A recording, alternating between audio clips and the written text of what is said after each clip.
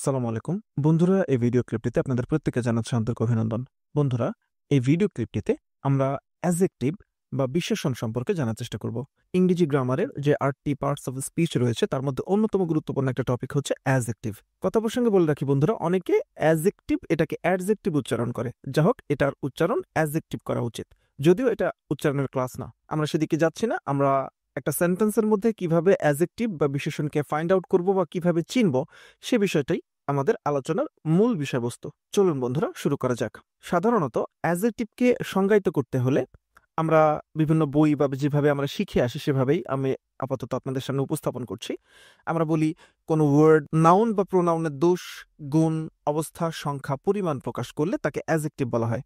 আমি আবার বলছি, সাধারণ যে প্রচলিত সংজ্ঞাটা রয়েছে অ্যাজেক্টিভের, সেটা হচ্ছে যে ওয়ার্ড কোনো নাউন বা প্রোনাউনের দোষ, গুণ, অবস্থা, সংখ্যা, পরিমাণ প্রকাশ করে তাকে আমরা অ্যাজেক্টিভ বলি। তার মানে হচ্ছে অ্যাজেক্টিভ কোনো একটা নাউন বা প্রোনাউনের দোষ, গুণ, তার অবস্থা, সংখ্যা এবং পরিমাণ প্রকাশ করে।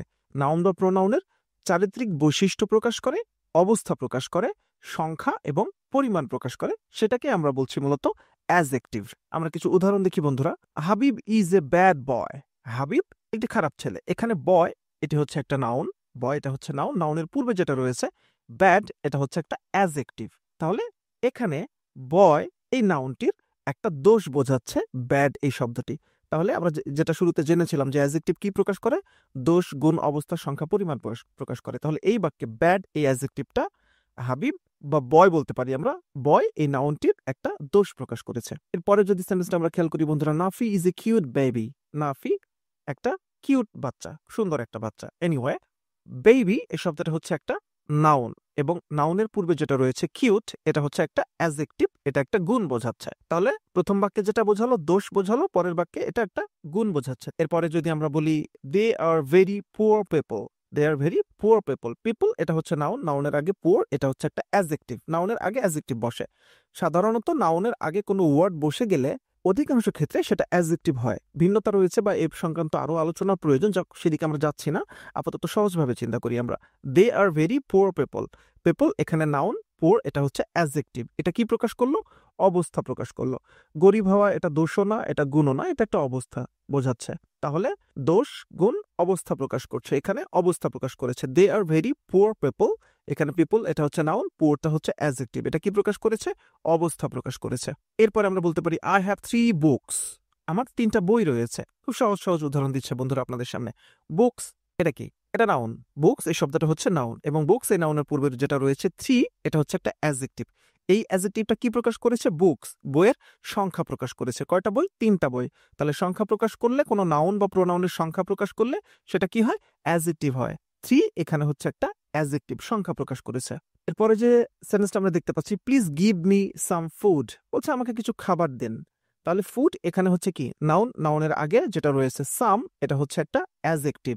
এই অ্যাজেক্টিভটা কি প্রকাশ করেছে? ফুড এই নাউনের পরিমাণ প্রকাশ করেছে, কিছু খাবার, সাম ফুড। তাহলে সাম এই বাক্যে হচ্ছে অ্যাজেক্টিভ, কি প্রকাশ করেছে? ফুড এই নাউনের পরিমাণ প্রকাশ করেছে। তাহলে আমরা যে 5টা উদাহরণ দেখলাম বন্ধুরা, Habib is a bad boy, Nafi is a cute baby, they are very poor people, তারা খুবই গরিব, I have 3 books and please give me some food. এখানে ব্যাড, কিউট, পুয়ার, 3 এবং সাম, এই যে 5টি সেন্টেন্স আমরা 5টি সেন্টেন্সে 5টি ওয়ার্ডকে আমরা দেখতে পাচ্ছি, এরা 5জন হচ্ছে অ্যাজেক্টিভ। এরা যথাক্রমে বিভিন্ন নাউনের দোষ, গুণ, অবস্থা, সংখ্যা এবং পরিমাণকে প্রকাশ করেছে। তার মানে হচ্ছে অ্যাজেক্টিভ কোন একটা নাউন বা প্রোনাউনের দোষ, গুণ, অবস্থা, সংখ্যা এবং পরিমাণকে প্রকাশ করে। এতক্ষণ যে আলোচনাটা করেছি আমরা, এটা খুবই অ্যাজ ইউজুয়াল একটা আলোচনা, এটা গড়পড়তা একটা আলোচনা, এটা অলমোস্ট আমরা সবাই পারি, না পারলেও সমস্যা নেই। অধিকাংশরাই এইভাবেই অ্যাজেক্টিভকে সংজ্ঞায়িত করে বা অ্যাজেক্টিভকে উপস্থাপন এইভাবেই সাধারণত করে থাকি আমরা। এবারে আমরা একটু ভিন্ন আলোচনা করতে চাই। অ্যাজেক্টিভকে যদি একটা সেন্টেন্সের মধ্যে আরো নিখুঁতভাবে যদি আমরা ফাইন্ড আউট করতে চাই, তাহলে আমরা আরো একটা বিষয় মাথায় রাখতে পারি এবং গুরুত্বের সাথে সেটা মাথায় রাখতে হবে। অ্যাজেক্টিভ আরো 7 রকমের বিষয়কে প্রকাশ করে। অ্যাজেক্টিভ নাউনের আরো 7টি বিষয়কে প্রকাশ করে। সেটা কি কি? সেটা হচ্ছে কালার, সেটা হচ্ছে এইজ বা বয়স বা সময়, সেটা হচ্ছে সাইজ আকারকে প্রকাশ করে, সেটা শেপ আকৃতিকে প্রকাশ করে, অরিজিন উৎপত্তি প্রকাশ করে, ম্যাটেরিয়াল উপকরণকে প্রকাশ করে, পারপাস, উদ্দেশ্য বা কাজকে প্রকাশ করে। এভাবে বললে হয়তো একটু কঠিন লাগতে পারে আপনাদের সামনে, কোনো সমস্যা নেই বন্ধুরা, চলুন খুব সহজভাবে আমি বুঝিয়ে দিচ্ছি। প্রথমে যেটা রয়েছে কালার, কালার মানে কি রং। তাহলে রং, রং যেটা রয়েছে রঙের নাম, কোনো একটা রং সেটা অ্যাডজেক্টিভ হতে পারে বা অ্যাডজেক্টিভ হয়। যেমন আমরা যদি বলি রেড পেন, পেন এখানে নাউন, নাউনের আগে রেড, এটা হচ্ছে একটা অ্যাডজেক্টিভ, এটা রং প্রকাশ করেছে। এরপর আমরা বলতে পারি হোয়াইট বোর্ড, সাদা বোর্ড, বোর্ড এটা নাউন, নাউনের আগে হোয়াইট, এটা হচ্ছে একটা অ্যাডজেক্টিভ। ব্ল্যাক কার, কালো গাড়ি, কার এটা হচ্ছে একটা নাউন, নাউনের আগে ব্ল্যাক, এটা হচ্ছে একটা অ্যাডজেক্টিভ। অ্যাডজেক্টিভ এজ বা বয়সকে প্রকাশ করে। যেমন আমরা বলতে পারি ওল্ড হাউস, পুরাতন বাড়ি, বাড়ি বা হাউস এখানে হচ্ছে নাউন, ওল্ড এটা হচ্ছে একটা অ্যাডজেক্টিভ। কেমন বাড়ি, বয়সটা কেমন বাড়ির, ওল্ড হাউস পুরাতন বাড়ি। এরপরে আমরা বলতে পারি নিউ বুক, নিউ বুক কেমন বই, বুক এটা নাউন, নাউনের আগে নিউ এটা হচ্ছে একটা অ্যাডজেক্টিভ। কেমন বই, নতুন বই, নিউ বুক, এটা নিউটা হচ্ছে এইজ কে প্রকাশ করছে, বইয়ের এইজটাকে প্রকাশ করছে, এটা নিউ, এখানে হচ্ছে একটা অ্যাডজেক্টিভ। এরপরে আমরা বলতে পারি মডার্ন সিভিলাইজেশন, আধুনিক সভ্যতা। তাহলে সিভিলাইজেশন বা সভ্যতা এটা হচ্ছে নাউন, নাউনের আগে মডার্ন এটা হচ্ছে একটা অ্যাডজেক্টিভ। এরপরে অ্যাডজেক্টিভ সাইজ প্রকাশ করে, সাইজ। বিগ পন্ড, বড় পুকুর, পন্ড পন্ডের আগে বিগ এটা একটা অ্যাডজেক্টিভ, সাইজ প্রকাশ করে, আকার প্রকাশ করে। কেমন পুকুর, বড় পুকুর, বিগ পন্ড বড় পুকুর। স্মল ট্রি, ছোট গাছ, কেমন গাছ, ছোট গাছ, স্মল ট্রি, স্মল এটা হচ্ছে একটা অ্যাডজেক্টিভ। এরপরে কি প্রকাশ করে, লার্জ গার্ডেন, বিশাল বাগান, গার্ডেন এটা বাগান, বাগানের আগে রয়েছে লার্জ, লার্জ হচ্ছে অ্যাডজেক্টিভ। তাহলে অ্যাডজেক্টিভ কোনো নাউনের সাইজ বা আকারকেও প্রকাশ করে। কথা প্রসঙ্গে বলে রাখি, কেউ হয়তো এটা চিন্তা করতে পারেন যে কেন এইভাবে বোঝানোর প্রয়োজন। কেউ উপরে সাধারণত আমরা যে অ্যাডজেক্টিভকে যেভাবে সংজ্ঞায়িত করি, দোষ, গুণ, অবস্থা, সংখ্যা, পরিমাণ, এই পাঁচটি যে সংজ্ঞার মধ্যে যে পাঁচটি অংশকে আমরা বিশেষ বিবেচনায় নিয়ে সংজ্ঞাটা তৈরি করি বা সংজ্ঞাটাকে আমরা প্রকাশ করি বা বলি, এই সংজ্ঞা থেকে অ্যাডজেক্টিভের খুব স্বচ্ছ ধারণা, শতভাগ স্বচ্ছ ধারণাটা আমরা পাই না। যে কারণে আমরা ওই সংজ্ঞাটার পাশাপাশি এই যে সাতটি বিষয় রয়েছে আপনাদের সামনে উপস্থাপন করছি একটার পর একটা, এই বিষয়গুলোকে আমরা মাথায় রাখি। এরপরে অ্যাডজেক্টিভ কি প্রকাশ করে, শেপ প্রকাশ করে। শেপ মানে কি, আকৃতি, শেপ বলতে আকৃতি, জ্যামিতিক আকৃতি, জ্যামিতিক আকৃতি আমরা সহজ করে বলতে পারি। যেমন আমরা যদি বলি রাউন্ড টেবল, গোলাকৃতি, গোলাকার, গোল বললে আমাদের চোখের সামনে একটা আকৃতি ভেসে ওঠে। গোল মানে আমরা বুঝি যে কেমন গোল, যদি কেউ বলে যে গোল, তাহলে আমাদের চোখের সামনে একটা জ্যামিতিক আকৃতি ভাসে, তাই না? তাহলে জ্যামিতিক আকৃতি বা শেপ প্রকাশ করে, সেটা হচ্ছে অ্যাডজেক্টিভ। রাউন্ড টেবল, গোল টেবিল, এখানে টেবিল এটা হচ্ছে নাউন, রাউন্ড হচ্ছে অ্যাডজেক্টিভ। এরপর বলতে পারি স্কোয়ার রুম, স্কোয়ার মানে কি, চারদিক সমান। স্কোয়ার বললেও আমাদের চোখের সামনে যারা আমরা বুঝি স্কোয়ার কি জিনিস, তারা বুঝি চার বাহু সমান। তাহলে চার বাহু সমান এরকম একটা আকৃতি আমাদের চোখের সামনে ভাসে, স্কোয়ার রুম, চারদিকে সমান এরকম একটা ঘরের কথা বলা হচ্ছে। রুম এখানে নাউন, স্কোয়ার এটা হচ্ছে অ্যাডজেক্টিভ। এরপরে আমরা বলতে পারি angular park, angular park, park এখানে নাউন, অ্যাঙ্গুলার এটা হচ্ছে একটা অ্যাডজেক্টিভ। অ্যাঙ্গুলার পার্ক, কৌণিক পার্ক। এরপরে আমরা যেটা নিয়ে কথা বলতে চাচ্ছি, অরিজিন, উৎপত্তি, অর্থাৎ কোনো একটা জিনিসের উৎপত্তি কোথায় হয়েছে, কোনো একটা নাউনের উৎপত্তি প্রকাশ করে অ্যাডজেক্টিভ।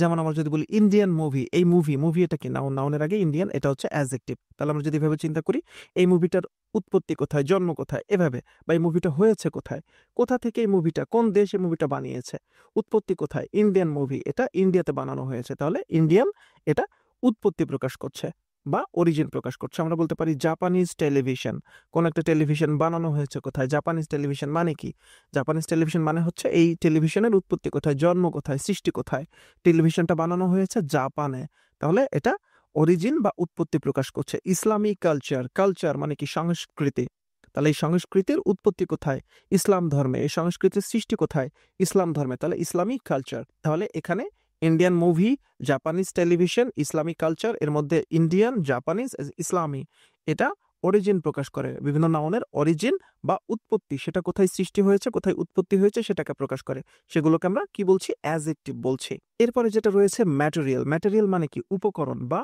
তৈরির উপকরণ। কোনো নাউন বা কোনো কিছু কি দিয়ে তৈরি হয়েছে, সেটা তৈরি করতে কি ধরনের উপকরণ ব্যবহার করা হয়েছে, সেটা প্রকাশ করে অ্যাডজেক্টিভ। ম্যাটেরিয়াল উপকরণ বা তৈরির উপকরণ।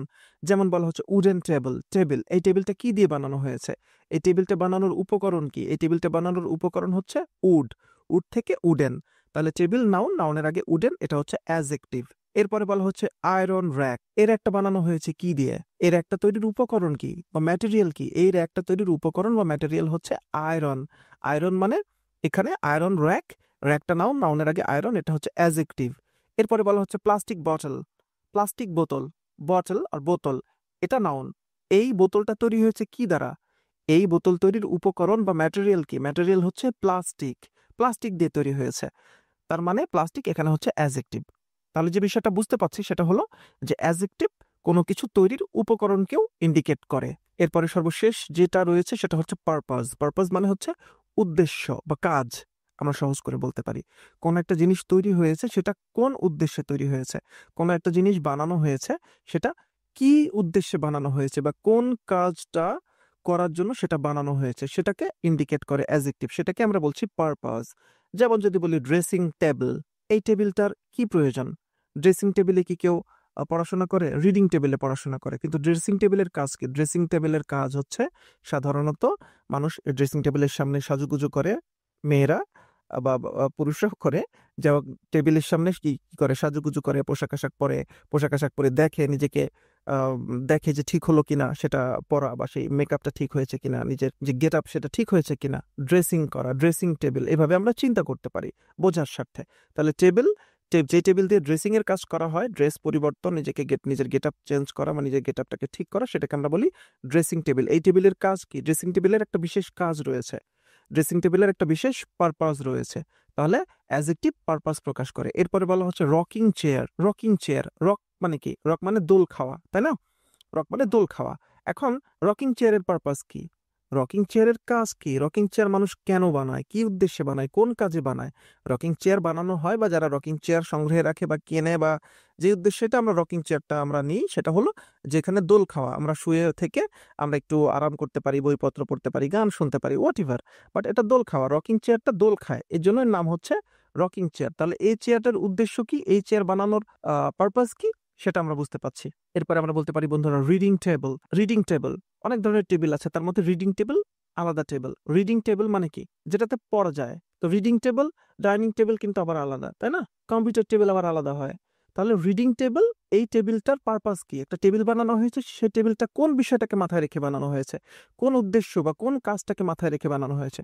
রিডিংকে মাথায় রেখে, অর্থাৎ মানুষ এখানে পড়বে, এই কাজটাকে সাধন করা বা এই উদ্দেশ্যটাকে পূরণ করার জন্য এই টেবিলটা বানানো হয়েছে। তার মানে হচ্ছে এখানে যেটা আমরা বললাম যে ড্রেসিং টেবিল, রকিং চেয়ার এবং রিডিং টেবিল, এরা বিভিন্ন নাউনের পারপাস, উদ্দেশ্য বা কাজকে প্রকাশ করে। তাহলে বন্ধুরা যে বিষয়টা আমরা এখানে জানলাম যে অ্যাজেক্টিভ কি করে, প্রথমে আমরা জেনেছিলাম যে অ্যাজেক্টিভ কোনো নাউন বা প্রোনাউনের দোষ, গুণ, অবস্থা, সংখ্যা এবং পরিমাণ প্রকাশ করে।